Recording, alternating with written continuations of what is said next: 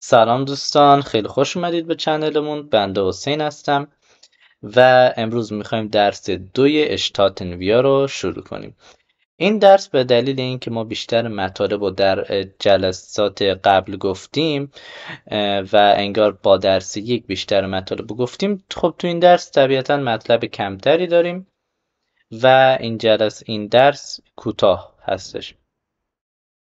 انگار همین یک جلسه. فاتا und موتا میشوند التن. Bruder und Schwester میشوند Geschwister و Großvater und Großmutter میشوند Großeltern. خب دوستان بریم یه توضیح فارسی هم بدم. پدر و مادر یعنی جمع یک پدر مادر با هم دیگه میشن التن. خب کلمه ای که ما تو فارسی نداریم، ما التن توی فارسی نداریم، ولی مدل فارسیش انگار میشه پدر مادر. و Bruder und Schwester میشن Geschwister، خواهر برادر. و Großvater Großmutter پدر بزرگ مادر بزرگ، یعنی جمع این دوتا با هم دیگه میشه Großeltern.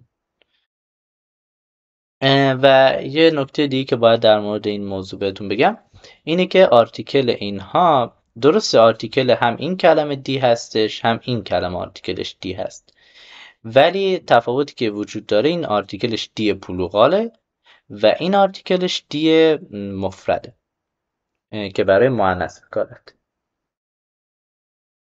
خب مطلب بعدی که میخوام بگم پوزیتیو آرتیکل ها هستن. خب بپردازیم به پوزیتیو آرتیکل. در وهله اول اگه معناشو بخوام بگم، معنی تحت لفظیش میشه ضمیر ملکی و یه مثالم بزنیم براش.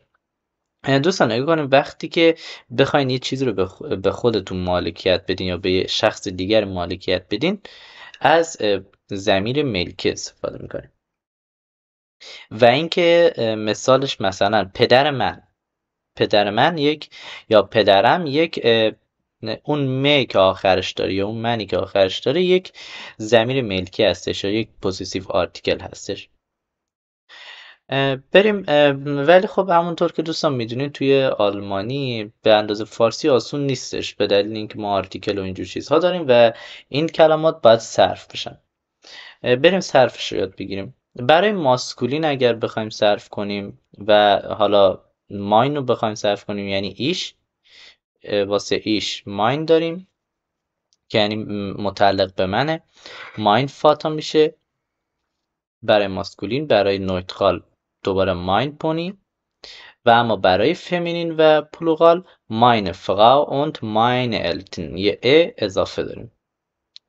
برای دو میریم، برای دو ما داین میگیم یعنی مال تو، که حالا داین فاتا پدرت، داین پونی اسبت، داین حالا کره اسب میشه پونی، داین فراو خانومت همسرت، داین التن خانم پدر و مادرت.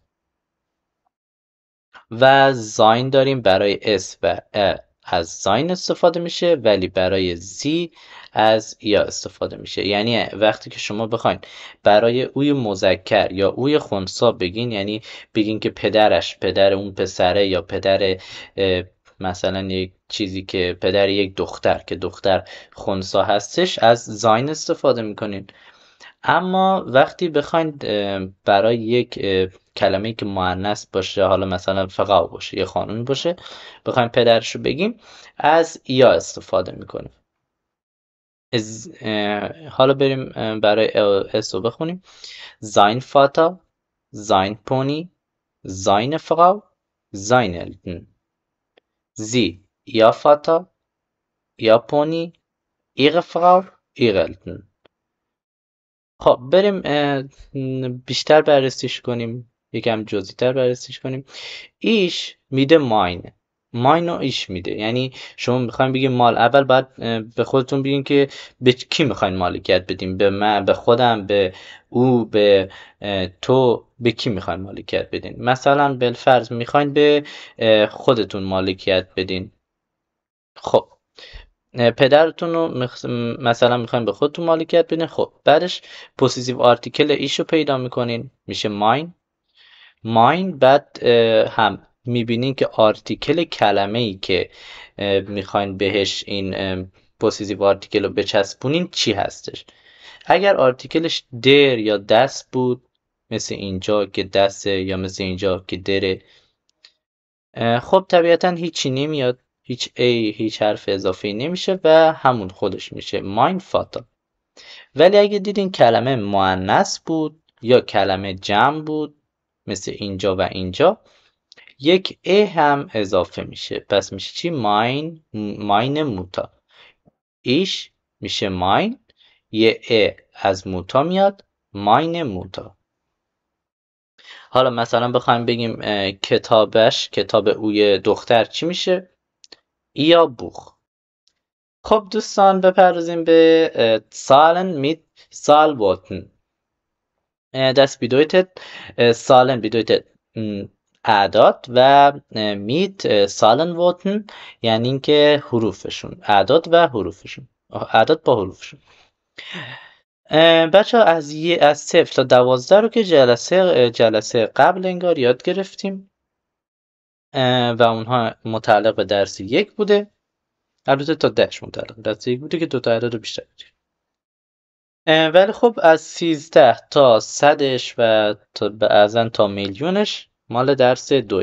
یعنی شما باید یاد بگیرین دیگه، مثلا بگیم عدد 21 رو بتونین بگین، ارزم بزرگتون 37 رو بتونین بگین، 254 رو بتونین بگین، 919 رو بتونین بگین، بعضا عددهای خیلی بلندتر رو هم بتونین بخونین و بگین. بریم داشته باشیم از اول دوستان بریم بخونیم. 0 صفر 1 1 2 2 3 3 4 4 5 5 6 6 7 7 8 8 9 9 10 10 11 11 12 12. خب دوستان روی عدد 13 بودیم. نگاه کنین از 12 به بعد اعداد دیگه قاعده من میشن، یعنی یک دقای شما اول میگین بعد سنشو میگین، یا مثلا 4 اول میگین فیا رو بعد سنشو میگین و اینها. نگاه کنین تا 19 همین قاعده رو دارن، مثل انگلیسی دیگه 13 14 و اینجور چیزا. و یه نکته دیگه که نکته تلفظی هستش، این سن هم سن گفته میشه و هم سین. 13 13 14 14 oder 14 15 15 16 16. دوستان توجه کنین این قشنگ صدای ش میده، زشت 17 17 18 18 19 19 20 20 30 30 40 40 50 50 60 60. این هم دوستان همون داره 60 17 70 ببخشید 70 70 80 80 90 90 و 100 100 und 100. خب دوستان داشته باشیم کلمه 200 و 200 200. حالا بچه بقیهش همین قاعده است دیگه. شما مثلا بخوایم بگین 300 میشه 300 400 500 600 700. بقیهش همین قاعده است، 200 300 400 500 600 همین میشه. یا مثلا برای 1000 1000 oder 1000 هزار میشه. بعد ارزم بزرگتون 2000 3000 4000 بقیهش همینجوری با همین قاعده پیش میره.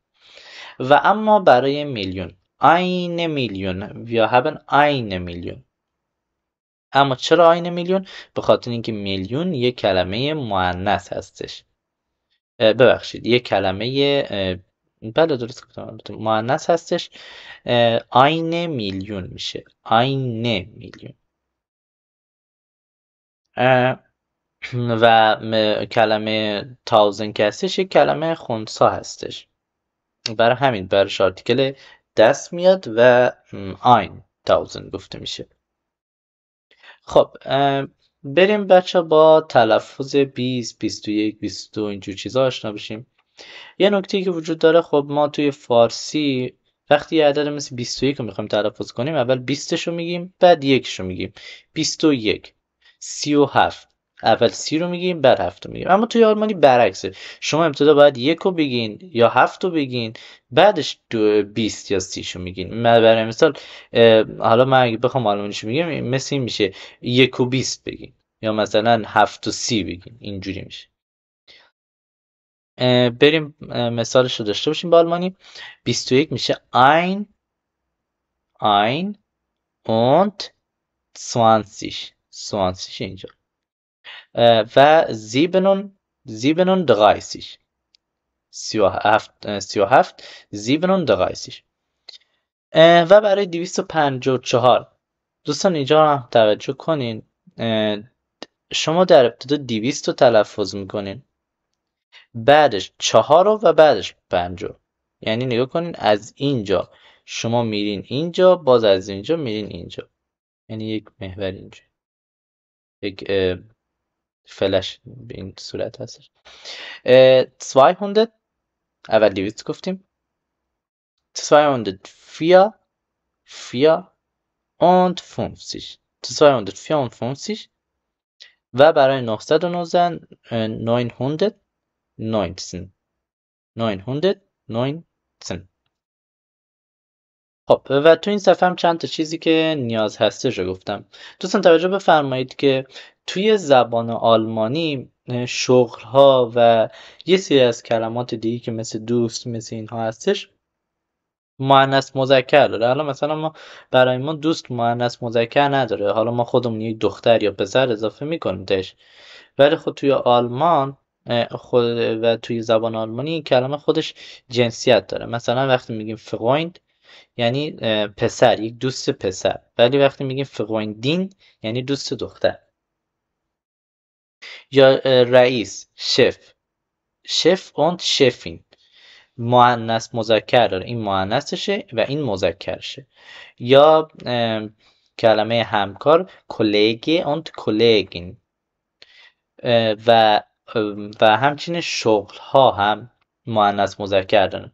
یعنی آرایشگر ما توی فارسی میگیم آرایشگر، هم ممکنه مرد باشه طرف هم ممکنه زن باشه، ولی خود توی آلمان شما نمیتونین همینجوری بگین یه آرایشگر، یا باید مردش رو بگین فقیزویا یا باید زنش بگین فقیزویغین، فقیزویا فقیزویغین. آرشتکتن یعنی که جنسیت شما باید توی آلمانی مشخص کنید که مثلا طرفی که کار میکنه یک زنه یا یک مرد.